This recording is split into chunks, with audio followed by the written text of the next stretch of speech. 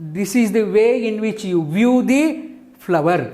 This is the mother axis, that is the stem. And if you coincide the flower and the stem and view, then that forms the mother axis of the flower. And of course, that side is anterior side of the flower, and the exactly opposite is the posterior side of the flower.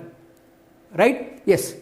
Now, you will see the flower here and the floral diagram here. See how to represent. See, this is the calyx, sepal.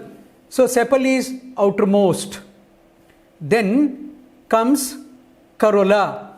Next inner circle is corolla. Then comes androecium, stamen. The innermost circle is, the next circle is androecium. Then comes the innermost circle is the gynoecium. It is represented here. The bract and all that, bracteoles, etc., they are represented outside this diagram because they are found here. Now, in this diagram you will see the bract is there, anterior side, this is the posterior side, and this is the axis, mother axis, the stem.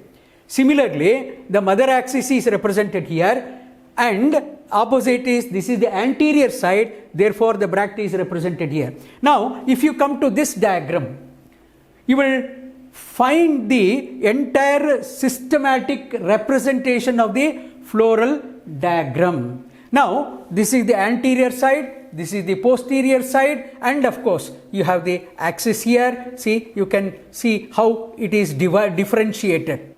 Written floral diagram. Now, you can see the arrow marks with the dotted line. What do they represent? They found the axis of the flower or the directions of the flower. Remember, all biological individuals, particularly if they are all highly symmetrical, flower, fruit, inflorescence, anything, if they are symmetric means they exhibit a pakka symmetry.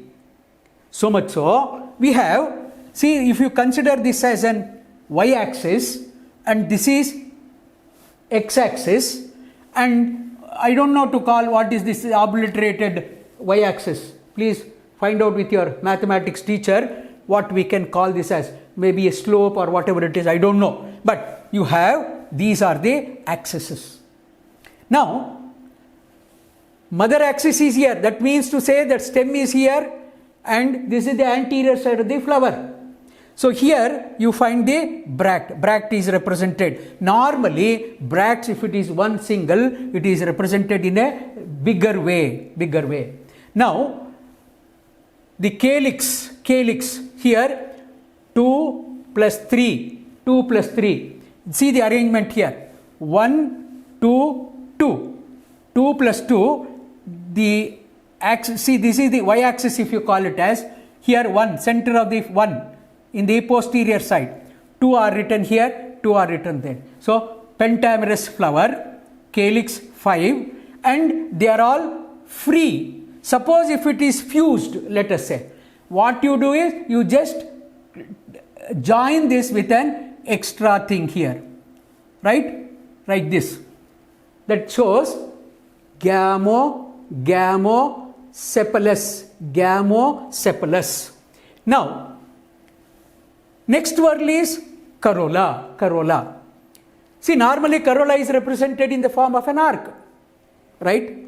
And here it is represented in the form with the, what is called as twisted estivation. What do you mean by twisted estivation? One in, one out, one in, one out, one in, one out, one in, one out. This one is in. So, this is twisted estivation. Now, you observe the two ends are joined. That indicates the fused corolla, that is gamopetalous condition.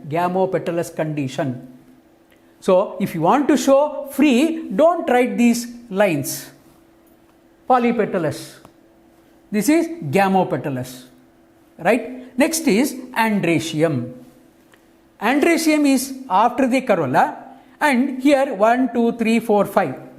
5 are present at the edges of the petals here, you can see here. Suppose if it is opposing type, you have to write here opposite to the petal.